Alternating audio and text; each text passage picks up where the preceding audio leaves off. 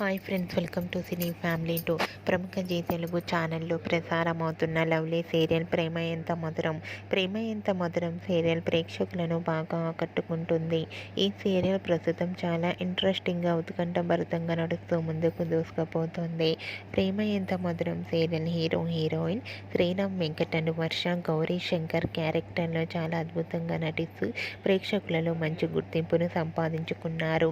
అయితే రీసెంట్గా ప్రేమ Entha Madhuram serial hero heroine Gauri Shankar shooting location latest ఫొటోస్ని షేర్ చేశారు.